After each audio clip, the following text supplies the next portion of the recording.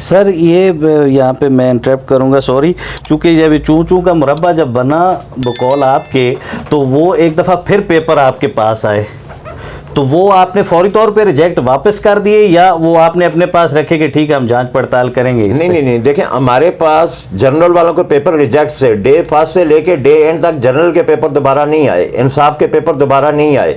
یہ لوگ جب ریجیکٹ ہو کے اپنا سپریم باڈی سے ریزائن کر کے باہر نکلے تو بجائے اس کے کہ وہ جہانگیر عباسی کی سپورٹ کرتے، انہوں نے مل کے ایک نیا پینل تشکیل دیا، جس پینل کی منظوری انہوں نے الیکشن کمیشن یا ایگزیکٹو باڈی سے نہیں لی، اور نہ ہی قانونی طور پر وہ اس پینل کی پوزیشن میں تھے اور نہ ہی وہ لے سکتے تھے۔ یعنی آپ کے آئین کے مطابق، الیکشن کمیشن کے چارٹر کے مطابق اس پینل کی کوئی قانونی حیثیت نہیں؟ 1% قانونی حیثیت نہیں ہے۔ جو لوگ بیٹھ کے اپنے پینل کو بذات خود ریجیکٹ کر کے باہر جاتے ہیں، بجائے وہ کسی کی سپورٹ کرنے کے ایک نئے پینل کی نمائندگی کرنے کے لیے بیٹھ جاتے ہیں، خود ساختہ پینل بنا کے بیٹھ جاتے ہیں۔ جس بندے نے الیکشن لڑنا تھا اس بندے کو بھی الیکشن سے کھینچ کے دوسری طرف لے کے چلے جاتے ہیں۔ تو مجھے یہ بتائیں کہ الیکشن کمیشن اپنے ضابطہ اخلاق کو دیکھے گا، قانون کو دیکھے گا، یا باہر بیٹھے ہوئے ان لوگوں کو دیکھے گا؟ جی بالکل۔ اور یہ چونکہ آپ نے کہا جو الیکشن سے باہر لے کے جا رہے ہیں، تو میرا ایک سوال بھی ہے، ساتھ دونوں انٹرٹین کر دیں کہ کون لوگ ہیں جو الیکشن ختم کرنا چاہتے تھے یا وہ نہیں چاہتے تھے کہ اسلام آباد کے اندر الیکشن ہو، اور ایک یعنی کہ میجورٹی کے ساتھ، اکثریت کے ساتھ ایک گروپ آگے آئے اور وہ اسلام آباد کی جو ہے رہنمائیوں کی نمائندگی کرے؟ کون لوگ تھے جو الیکشن کو سیبوتاج کرنا چاہتے تھے؟ دیکھیں اس کے اندر بہت ساری چیزیں ہیں، بہت سارے معاملات ہیں۔ اس کے پیچھے بیٹھے ہوئے کچھ مافیا ہے، جس مافیا کا یہ رول تھا کہ یار کسی صورت بھی اسلام آباد کے جو پسا ہوا طبقہ ہے، اس پسے ہوئے طبقے کو کوئی اچھی نمائندگی نہ مل سکے۔ بیسیکلی ان لوگوں کی وہ فرسودہ سوچ تھی، وہ بیکورڈ معاملات تھے جو اپنے 25 سے 30 سال سے چلائے آ رہے تھے۔ ان لوگوں کو یہی سوچ تھی کہ اگر ایک جگہ پر چینجنگ آ جاتی ہے تو آٹومیٹیکلی تندوروں والوں میں جب اویئرنیس آئے گی تو وہ اپنی آواز کو اٹھا کے دوسری طرف لے کے جائیں گے۔ تو وہ بیسیکلی لوگ جو تھے وہ اس چیز کو کسی طور پہ بھی کامیاب ہوتا ہوا نہیں دیکھنا چاہتے تھے، اور تمام میرے خیال میں تندور والوں کو بھی اس چیز سے آگاہی ہے، دیکھنے والے لوگوں کو بھی اس چیز کا پتہ ہے کہ وہ کون سے لوگ تھے، وہ کیا طاقتیں تھیں، وہ کیا معاملات تھے۔ وہ طاقتیں نہیں تھی، ان کی ایک چھوٹی سوچ تھی۔ وہ اپنی چھوٹی سوچ کو آگے لے کے آئے۔ الیکشن لڑنے والے بھی اتنے دانا اور عقل مند لوگ نہیں تھے، ان کو یہ پتہ نہیں تھا کہ ہم کس ویژن کے ساتھ آگے جا رہے ہیں، ہمارا ٹارگٹ کیا ہے، ہماری منزل کیا ہے، اور اس منزل سے پیچھے دھکیلنے والے لوگ کون ہیں، ان کے کیا مقاصد ہیں، یہ دیکھنا ان کا کام تھا، نہ کہ الیکشن کمیشن یا ایگزیکٹو باڈی کا۔ تو سر ایک عام پسا ہوا ننوائی یہ تو چاہے گا نا کہ اس وہ مافیا ان کے سامنے جو ہے وہ ایکسپوز ہو، تو آپ نام نہیں لینا چاہیں گے؟ دیکھیں میں آپ کو بتاؤں کہ آپ مافیا کی بات کرتے ہیں تو سب سے بڑا مافیا یہ ہے، میں آپ کو کلیئر کٹ بتا دیتا ہوں کہ ان تندور والوں کے اوپر جو لوگ بیٹھے ہوئے ان کے حکمران ہیں، یہ سب سے بڑے مافیا ہیں۔ اس کا ثبوت یہ ہے کہ مجھے یہ بتائیں کہ جب ایک لیڈر ہوتا ہے تو اس لیڈر کی کوئی پہچان ہوتی ہے، اس لیڈر کا کوئی ویژن ہوتا ہے، اس کا ایک منشور ہوتا ہے، اس کا کوئی ٹارگٹ ہوتے ہیں۔ ان لوگوں کے سب سے بڑے ٹارگٹ یہ ہیں کہ انہوں نے ریٹ لیس بنانی ہے، تندور والے کو دینی ہے اور تندور والے سے بتا لینا ہے، جس کا ثبوت کسی طور پر نہ تندور والے کے پاس موجود ہوتا ہے اور نہ حکومت پاکستان کے پاس موجود ہوتا ہے۔ آج تک جتنی تنظیمیں یہاں پہ کام کرتی رہی ہیں، وہ تنظیمیں یہ بتائیں کہ ان کا کون سا وہ اکاؤنٹ ہے جو حکومت پاکستان کے ساتھ ریلیٹڈ ہے، جس کے اندر ان غریبوں سے لیا گیا، ان کے خون پسینے سے لیا گیا پیسہ بتے کی صورت میں انہوں نے کہاں رکھا اور ان کی ویلفیئر کے لیے کہاں پہ خرچ ہوا۔ یہ تو وہ لوگ ہیں جو گیس کے محکمے کے باہر بیٹھے ہوئے ایک ٹاؤٹ کے آگے ایک نیا ٹاؤٹ بنا ہوتا ہے جو اس ٹاؤٹ کے ساتھ مل کے یہ کام کرتا ہے کہ جی مجھے یہ بتائیں کہ گیس کا میٹر اگر 1,20,000 میں لگتا ہے تو وہ 3.5 لاکھ روپے کیوں لیا جاتا ہے؟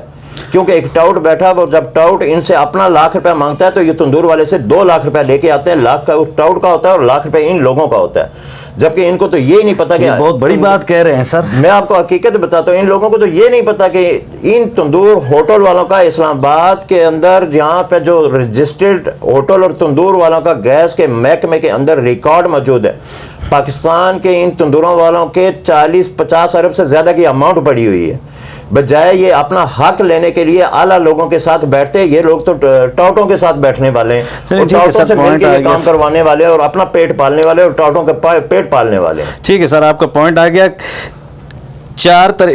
کیپٹل ننبائی ایسوسی ایشن کی حلف برداری ہوتی ہے، اس میں پاکستان کے نامی گرامی جو تاجر رہنما ہیں اجمل بلوچ صاحب وہ آتے ہیں، انجمن تاجران آل پاکستان کے جو پریزیڈنٹ ہیں وہ آتے ہیں، اور پھر 4 تاریخ کو ہوتی ہے، ٹھیک میرا خیال ہے 2 دن یا 3 دن بعد یہ تینوں گروپ اکٹھے ہو کے ایک حلف برداری کرتے ہیں. تو یہ 25 کا جو آپ کا فیصلہ ہے وہ ویسے تو سوشل میڈیا پہ تو اسی وقت مسترد ہوا تھا، لیکن عملی طور پہ جو ہے وہ 4 تاریخ کو مسترد ہوتا ہے، تینوں گروپ مسترد کرتے ہیں.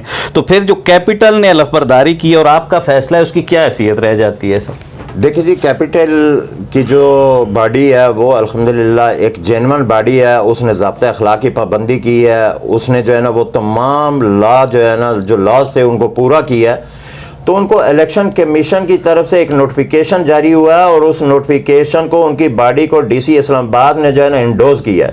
اب مجھے یہ بتائیں کہ ایک طرف پہ بیٹھے ہوئے انجمن تاجران کے جو ہے نا سینئر ترین رہنما جو ان سے حلف برداری لے رہے ہیں، دوسری طرف مجھے یہ بتائیں کہ ریجیکٹڈ شدہ 3 ٹولوں کا گروپ ہے. اس گروپ کے اندر انجمن تاجران کے کون سے لوگ بیٹھے ہوئے ہیں، ان میں سے کون سی حلف برداری؟ ہر بندے کا یہ حق حاصل ہے کہ وہ اپنی جگہ پہ جا کے کسی قسم کا بھی حلف لے سکتا ہے. جی جی. آیا کسی بندے میں اتنا ہے کہ وہ اپنا نوٹیفیکیشن جاری کریں اور اس نوٹیفیکیشن کو ثابت کریں کہ کون سی وہ اتھارٹی ہے جس اتھارٹی نے ان کو نوٹیفیکیشن جاری کیا؟ الیکشن کمیشن نے جو نوٹیفیکیشن جاری کیا، ہم تو کہتے ہیں جائیں کورٹ کچہری کے اندر، کورٹوں کے اندر چیلنج کریں، ہم اس کا دفاع کریں گے. وہ اپنا نوٹیفیکیشن لے کے آئیں کہ وہ کون سی اتھارٹی ہے جس اتھارٹی نے ان کو نوٹیفیکیشن دے کے اپنا جو ہے نا نیا ایک دڑا اور صدر منتخب کرایا. ایسے تو ہزاراں صدر پہلے پھرتے تھے اور آنے والے ٹائم میں بھی صدر پھریں گے. ایسے صدروں کو روکنا ہمارا کام نہیں ہے. ہمارا کام تو وہ ہے کہ تندور والے کا کاز، اس کا حق، اس کے پوزیشن کو کلیئر کرنا اور اس تندور والے کے جو مسائل ہیں ان کو حل کرنا. سر آخری سوال ہے میرا، بطور چیئرمین الیکشن کمیشن سر آپ کی پیکج کیا تھا؟ آپ کی سیلری کتنے ملین تھی اور کیا کیا فیسلٹیز آپ کو تھی؟ آپ وہ کہتے ہیں کیوں پوچھتے ہیں وہ بات جو بتانے کے قابل نہیں. اب یہ بات یہ ہے کہ دیکھیں یہاں پہ میں کیا کہوں، میرے کچھ بہت سارے اچھے دوست ہیں جن کا مجھ پہ بڑا اچھا احسان ہے کہ وہ مجھے اس کاز کے لیے لے کے آئے. تو اس کا پیکج کیا ہونا چاہیے تھا یہ تندور والے پوچھیں، ان لیڈروں سے پوچھیں، اور کیا پیکج مجھے دیا گیا. میں ایک بات کہتا ہوں کہ کچھ لوگ ہوتے ہیں جو صرف اور صرف اچھائی کی خاطر چلتے ہیں. ان کی نگاہ اس چیز پہ نہیں ہوتی کہ ان کی ٹانگیں کھینچنے والے کتنے ہیں. وہ یہ سوچتے ہیں کہ ہم اگر کسی کاز پہ نکلے ہیں تو اس کا ریٹرن دینے والا اللہ کی ذات ہے. بڑی بات آج تک ہم نے جو کام کیا ہے وہ سبیل اللہ کیا، اپنے پاس سے کیا، کسی کا 1 روپے کی طرف نہ دیکھا ہے، نہ کبھی زندگی میں دیکھیں گے. اور اس چیز کے پیچھے یہ آپ کو کہوں گا کہ پیکج لینا تو دور کی بات ہے، میں نے تو آج تک کسی کا پانی بھی نہیں پیا ہے اس کام کے لیے. ملک افتخار صاحب بہت شکریہ، بڑی تفصیلاً آپ سے بات چیت ہوئی. ناظرین دیکھتے رہیے گرین پاکستان، زندگی صحت رہی. تو نیکسٹ پروگرام میں کسی اور مہمان کے ساتھ آپ سے ملاقات ہوگی. اللہ حافظ.